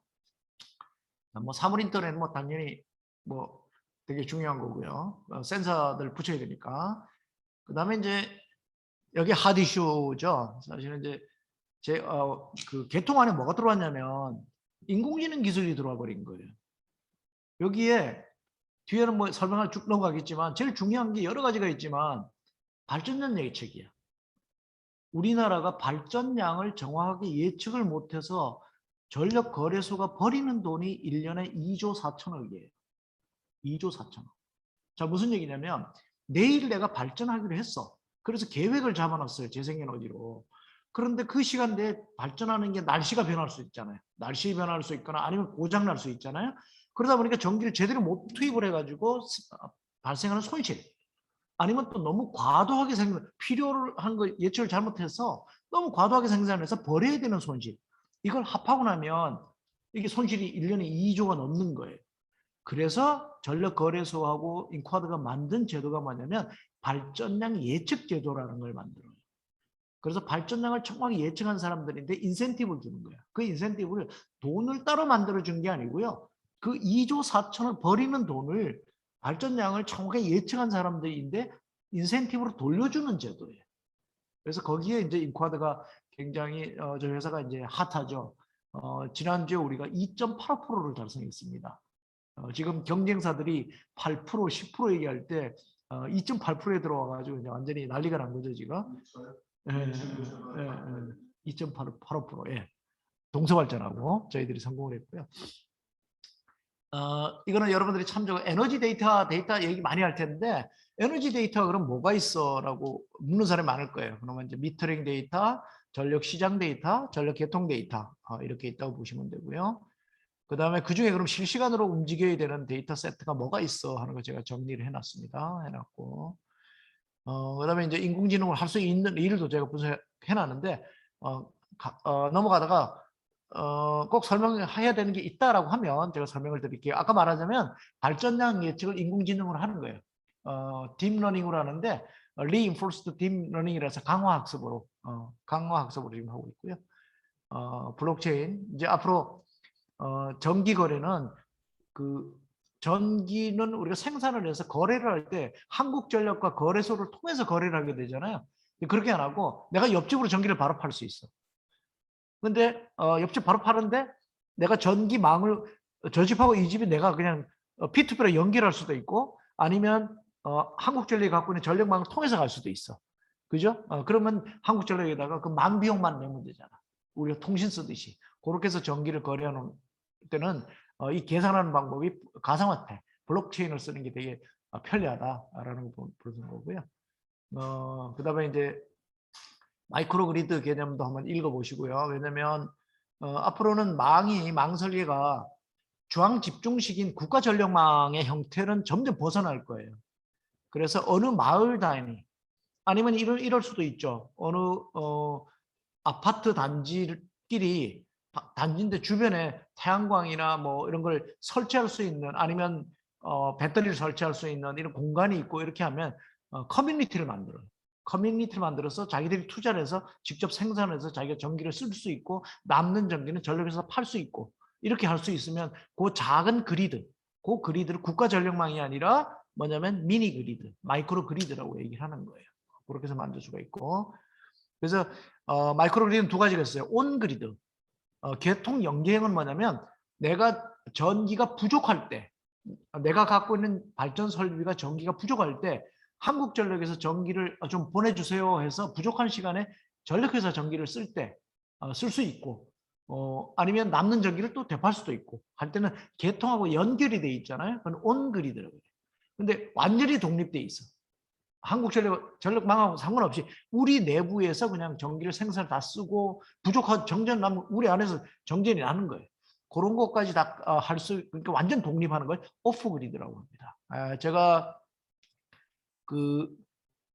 여기에 나오는지 모르겠지만 하와이에 서울대하고 지금 마이크로 그리드를 하나 건설하고 있어요. 내년 중반 정도 아마 끝날 것 같고요. 서울대학도 지금 251개의 건물 중에 서울대 251개인가 건물이 되거든요.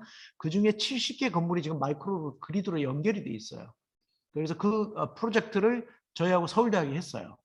서울대학 전기공학과고 했고 그 다음에 이제 하와이에 마이크로 그리드도 지금 같이 서울대 전기과하고 같이 하고 있습니다. 네, 하고 있고요.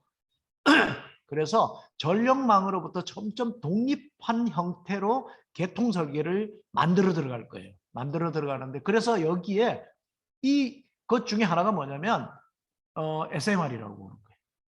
SMR.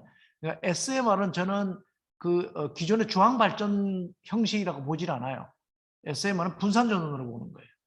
그래서 분산 전원의 NWA라는 게 Non-Alternative Wired Alternative라 그러는데 이 망의 형태를 가져갈 때 기반 전력이 되는 기저 전력이 되는 가장 중요한 역할이 제가 볼 때는 SMR이라고 보는 거예요, 사실은. 네, 그렇게 보는 거고요. 그다음에 이제 뭐 전류는 뭐 교류형이 있고 직류형이 있고요. 슈퍼그리드는 요거 이제 뭐 정부에서도 얘기 자꾸 하죠. 뭐 중국하고 일본하고 개통망 연결하자. 근데 이거는 뭐 갈 길은 멀어요. 사실은 이것도 제가 할 말이 많은데 이게 이제 모르는 사람들이 전기 요금을 계산할 때는 노달 프라이싱이라는 게 있고 레저널 프라이싱이라는 게 있어요. 자, 예를 들어서 이건 좀 여러분들 개념을 이해하고 와야 돼요. 우리가 부산에 있는 사람들이 이런 얘기를 해요. 왜 우리가 전기요금을 서울에 있는 사람하고 똑같이 내요? 그거 내는 게 불만이다라는 얘기를 하죠. 왜 그러냐면 발전소는 다 부산 남쪽에 있어. 그런데 전기를 송전망 500km를 달려서 수도권에 60% 수요가 있는 수도권으로 전기를 갖고 올라오잖아요. 근데 올라오면서 전기 손실이 한 2%에서 5% 생겨요. 송전 케이블에서 전기가 날아가 버리거든요. 그럼 그 날아가는 전기 요금만큼을 한국전력이 전기 요금으로 다 받아요. 다 받아버리니까 부산에 있는 사람은 억울하잖아. 발전해 갖고 난 보내기만 하는데 왜 서울까지 전기 보내는 손실까지 내가 다 내야 되냐 이렇게 되는 거잖아요. 이래서 전기 요금 체계가 앞으로 선진화되려면 바뀌는 거예요. 바뀌는 게 뭐냐면 지역의 단위에 따라서 전기 요금이 바뀌는 걸 레저널 프라이싱, 그걸 조널 프라이싱이라고 그래요. 그다음에 변전소의 노드, 변전소 단위로 쭉 올라오면서 변전소 단위의 노드에 따라서 전기 요금이 달라지는 것을 로케이셔널 프라이싱, 노달 프라이싱이라고 그래요. 그래서 전기요금을 설계하는 것도 방식이 여러 가지가 있고, 근데 슈퍼그리드는 국가 간의 이해관계가 있잖아요. 그래서 조널 프라이싱하고 노달 프라이싱이 해결되지 않는 상태에서 전력망 연결은 안 돼요. 그런데 유럽은 그럼 하고 있지 않느냐? 그거 다 하고 있기 때문에 하고 있는 거예요. 네, 하고 있기 때문에 하고 있고. 자, 이것도 요즘 이거 내놨더니 또 난리가 저를 많이 괴롭히던데 이거는 제가 이론으로 점점 좀 더 보완을 해 들어가고 있습니다. 네. 그다음 이제 비즈니스 모델. 자, 시간이 뭐 다 된 것 같은데 한 5분만 더 쓸게요. 네. 부하관리 사업이라는 게 뭐냐면 재생에너지가 기존의 석탄화력이나 이런 큰 대형 발전소하고 싸우기가 어렵잖아요. 규모가 작으니까. 그러니까 어떻게 하려면 때로 모여서 갖고 싸워야 되잖아. 내가 규모의 경제를 이뤄서 싸워야 되잖아요. 그러니까 작은 발전소를 갖고 있는 사람들을 모아가지고 집합화를 해. 그래서 거래소에서 입찰할 때 그 어그리게이션, 집합화된 리뉴어블스, 리소스를 갖고 비딩이 들어가는 거예요. 입찰이 들어가는 거예요. 그 사업을 하는 사람들을 어그리게이터라고 그러는 거예요. 부하관리 사업자라고 그러는 거고요. 저희들은 앞으로 보시면 알겠지만 발전회사들이 이 어그리게이터들이 될 가능성이 되게 높아요. 대형 어그리게이터. 그래서 저희들은 이 어그리게이터에다가 VPP, 가상발전소 플랫폼을 제공하고 납품하고 있는 거죠. 네, 하고 있는 거고요. 수요 반응, 아까 제가 수요 반응 여러 가지, 지금 하고 있는 방식은 그냥 일반 수요 방식이고요. 앞으로는 수요 반응은 전기가 내일 보니까 전기가 부족할 것 같아. 그러니까 소비자들인데 전기를 줄여주세요 하는 게 수요 반응이잖아요. 그렇죠? 그 시간대 줄여주면 내가 인센티브를 드릴게요. 이거잖아요. 그렇죠? 근데 하루 전에 예측한 게 정확할 수가 없어. 날씨가 어떻게 될지 어떻게 알아. 그죠? 그러니까 예측 정확도가 떨어지니까 앞으로는 어떻게 하냐면 10분 이내 발령을 해요. 5분 단위로 5분 후에 그럼 전기 좀 꺼줄 수 있어? 아니면 뭐 잘라줄 수 있어? 이렇게 디스패치를 하는 거죠. 그래서 fast demand response, 고속 리스폰스가 앞으로는 대세가 될 거고요. 그 다음에 이제 아까 전기 남았을 때 써주면 인센티브 주는 거. 그래서 이 앞에 두 개는 네거티브 DR이에요. 근데 이 뒤에는 플러스 DR인 거예요. 반대로 하는 거니까. 네. 그런 거고 이런 규칙들이 이미 미국 캘리포니아에는 룰로 결정이 돼 있어요. 네, 결정이 돼 있고 이제 우리가 이제 초보처럼 따라가는 걸 딱 가려고 하죠. 하는 거고요. 고속 플러스 다 그림 그려놨어요. 제가 해놨고 P2B 거래 아까 얘기했죠. 미리 다 했고요. 그 다음에 이제 에너지 서비스하고 뒤에 에너지 공동체 모델, 종량제 모델이 거의 하나의 패키지인데 뭐냐면 앞으로 전기는 이렇게 할 수도 있는 거죠. 일본이 그렇게 하고 있어요. 그 동경전력이나 중부전력에서 소매 사업자가 전기를 사. 1년 동안 내가 2기가를 당신들 거 써줄게요. 이렇게 삽니다.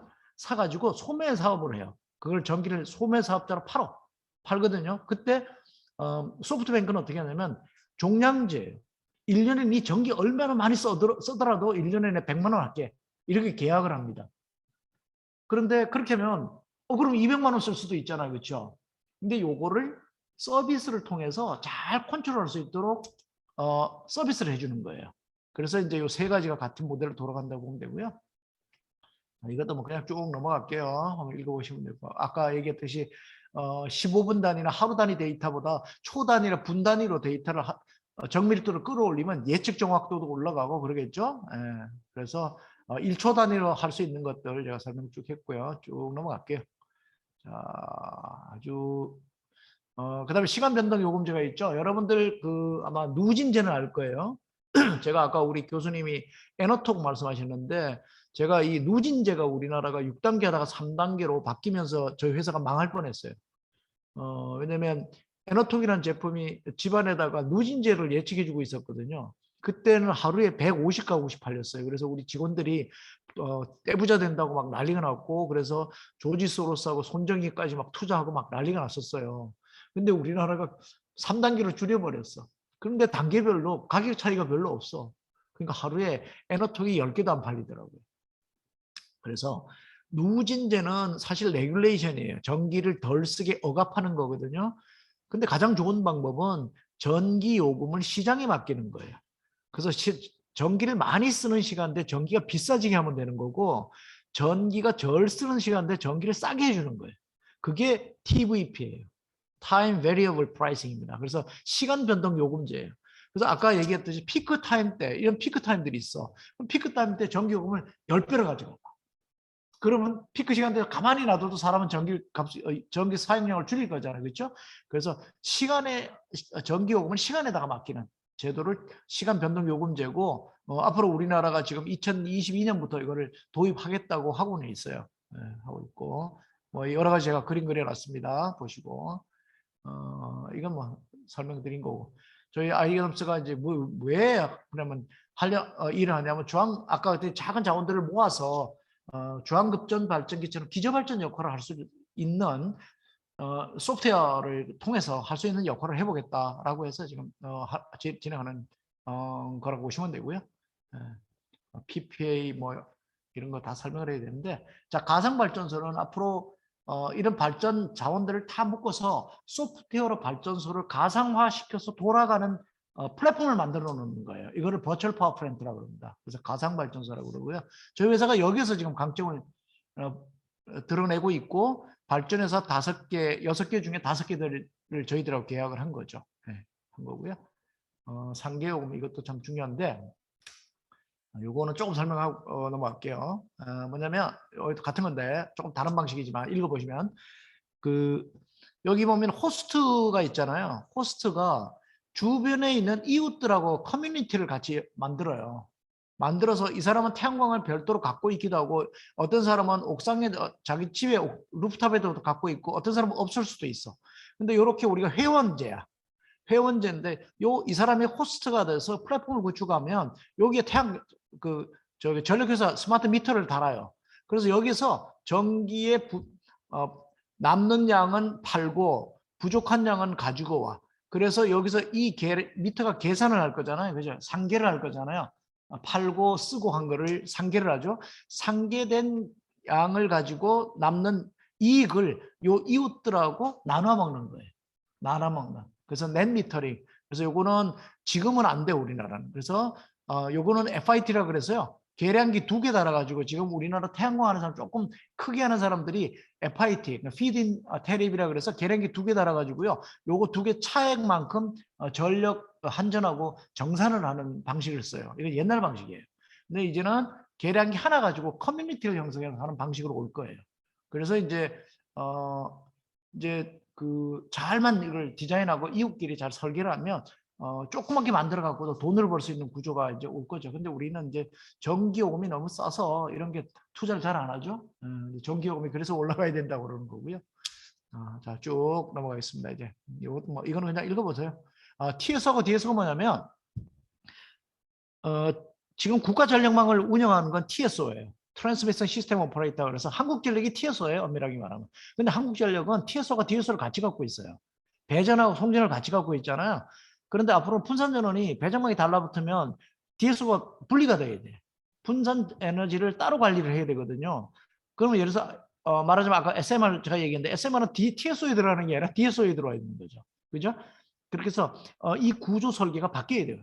그래서 이게 조직 설계인 거죠. 그래서 이게 제가 예측하건데 발전회사하고 앞으로 이런 지역 구역 사업자들 이런 사람들이 DSO 역할을 할 가능성이 크다라는 거죠. 네, 그걸 얘기하는 거고요. 네, 쭉 넘어갈게요. 아까 발전장 예측 제가 얘기했고요. 네, 하루 전으로 지금 하고 있는데 앞으로 실시간으로 지금 하고 이런 알고리즘을 지금 만들고 있습니다. 지금 하루 전 예측량이 한 달 평균 지금 2.85% 정도 나오고 있고요. 실시간으로 가면 점점 더 정확해질 거예요.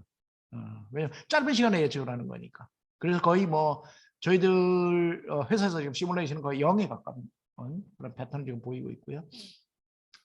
그다음에 이제 양수 발전 이것도 뭐 조금 분란들이 많이 있네요. 재생에너지 하는 환경운동하는 사람들이 요거 하나만 제가 설명하고 마칠게요. 가상전력선이라는 게 있습니다.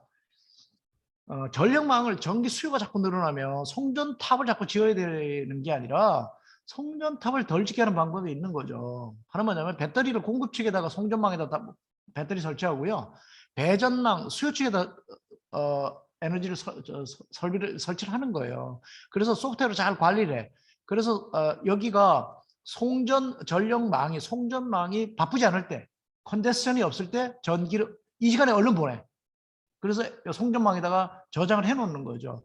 그러다가 여기가 피크가 생겼어. 그러니까 여기가 이제 여유가 생겼을 때 공급망에서 어디로 가냐면 피크가 이제 낮을 때 수요 쪽으로 보내놓는 거예요. 그래서 수요 측에다가 배터리 저장해 놓는 거죠.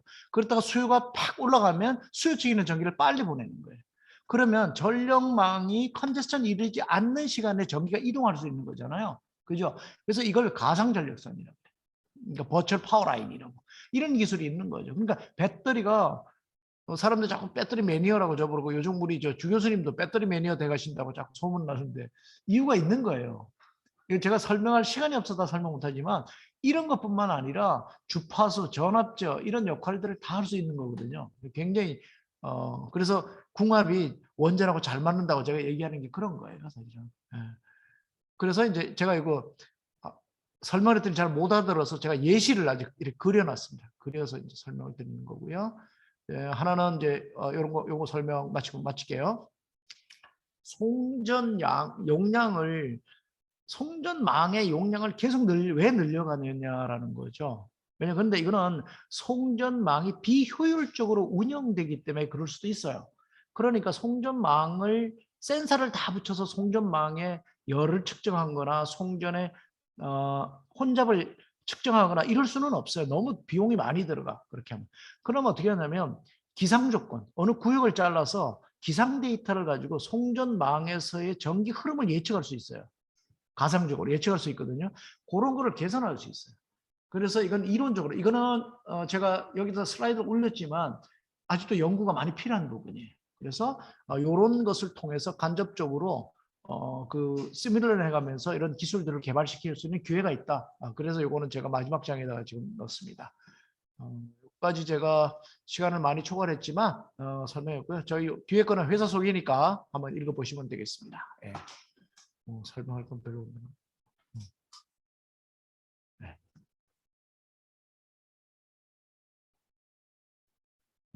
뒤에는 회사 소개니까 한번 시간이 되시면 읽어보세요.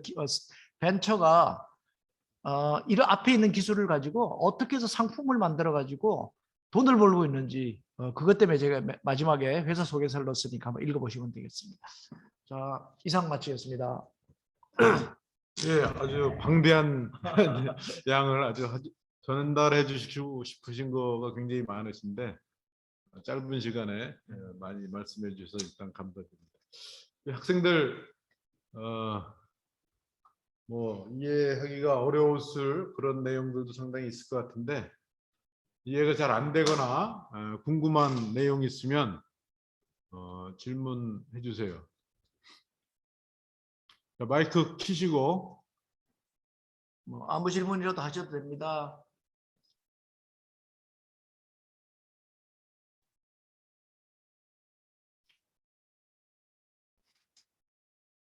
박승민 학생. 시간을 한 30분 더 써가지고 아마. 네, 교수님. 들리시나요? 그 궁금한 게 하나 있었는데 지금 이제 우리나라나 미국처럼 조금 이제 전력망이나 인프라가 좀 갖춰진 나라 같은 경우는 이렇게 좀 어느 정도 최적화 작업을 할 수 있는데 뭐 예를 들어 아프리카 같은 경우는 그러면 그러니까 물론 이렇게 지금 최적화는 안 되겠지만 이제 예상하시기에 어떤 형태의 발전원이 가장 뭐 효율적이라고 생각하시는지 궁금합니다. 아프리카는 어차피 이제는 화석연료 발전소를 못 짓는다고 일단 가정을 해야 되는 거고요. 그러면 정치적 선택을 하게 되겠죠. 하나는 원전을 짓든지 아니면 재생에너지로 해서 아까 제가 말씀드렸던 마이크로 그리드라는 게 있을 거예요. 그래서 아마 대형의 중앙 집중식 발전소를 짓는 게 아니라 아마 재생에너지로 마이크로 그리드를 계속 만들어서 연결해 들어가지 않을까 이렇게 보고요. 그거는 북한도 마찬가지입니다. 북한이 여러분들 아시는지 모르겠지만 주파수가 50Hz예요. 근데 주파수가 얼마까지 떨어지냐면 44Hz까지 떨어져요. 주파수가 엉망진창이고요. 전압도 엉망입니다. 전압도 막 100, 뭐 거의 한 90V까지 떨어진다는 이야기도 있고요. 그래서 북한도 나중에 집중식으로 전력망을 연결하는 것보다 마이크로 그리드로 연결해 들어가는 방식을 아마 북한도 선택하지 않을까 그렇게 봅니다. 네. 주민준 학생. 감사합니다. 네, 교수님. 여기 경청하던데 질문 궁금한 거 없어요?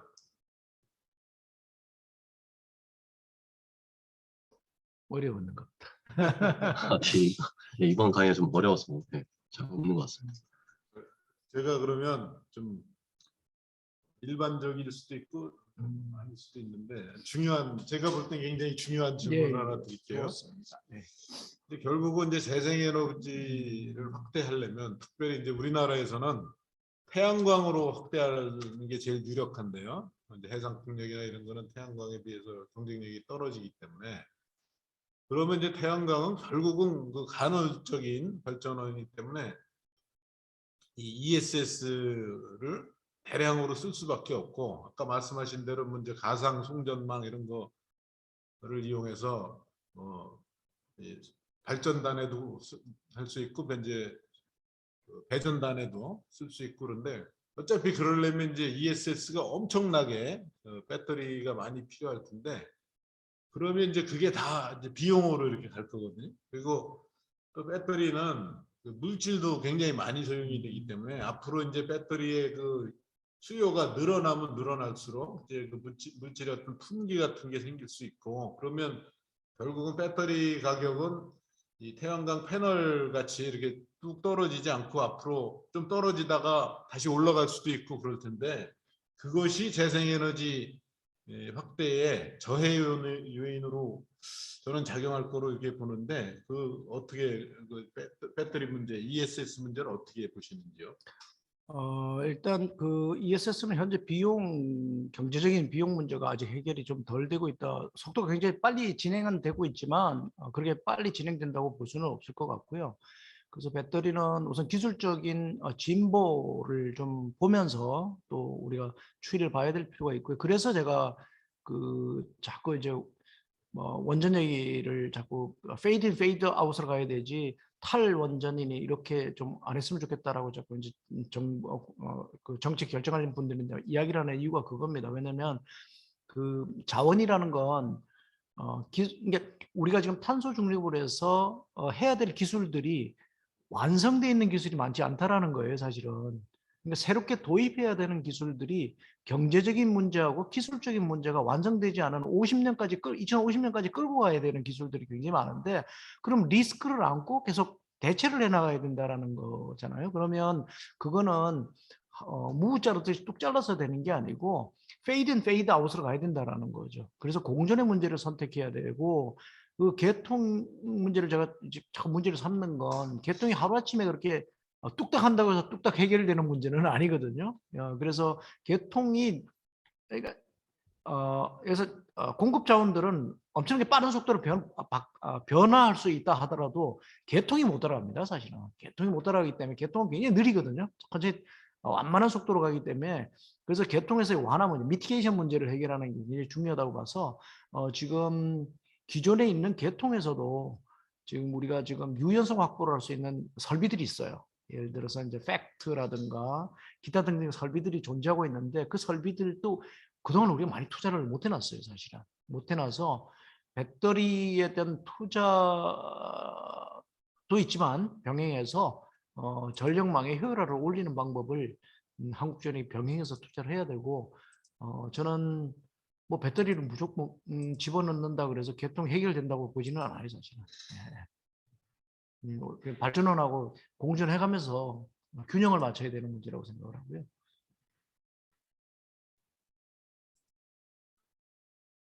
네, 학생들 질문 있는 학생 없어요? 혹시나 그럼 제가 조금 말씀을 드리면 그 여러분들이 저 언론을 자꾸 보시다 보면 그런 일이 있을 수 있을 거예요. 환경운동 하시는 분들이 유럽의 예를 많이 드실 거예요. 유럽은 이렇게 하는데 뭐 이렇게 얘기를 하시는데 그거는 우리가 조금 여러분들이 이해를 하고 넘어가야 되겠습니다. 유럽은 인터커넥션이라는 게 돼 있어요. 그래서 각 국가 모든 국가가 전력 계통이 상호 연결이 돼 있어요. 그래서 프랑스가 원전이 굉장히 많고 독일은 원전을 없애가더라도 상호 내가 전기를 필요할 때 상호 보완 관계가 서로 보완을 해줄 수 있어요. 서로 유지를 하면서 전기 요금이 올라갔다 내려갔다 하긴 하지만 그러면서 상호 보완할 수 있는 관계를 갖고 있기 때문에 인터커넥션이라는 게 돼 있어요. 근데 우리는 아이솔레이션 돼 있잖아요.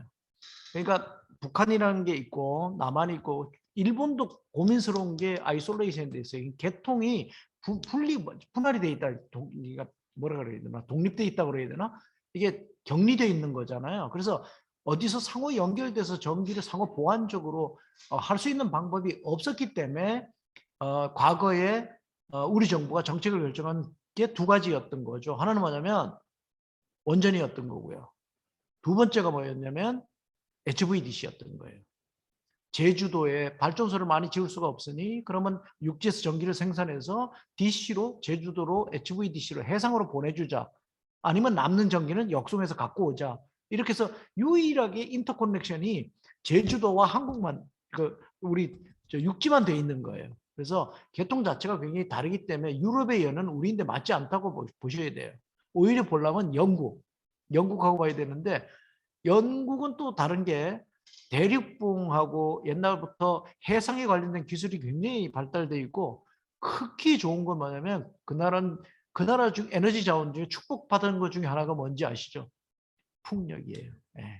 영국은 풍력이란 자원에 사실 축복받은 나라고요.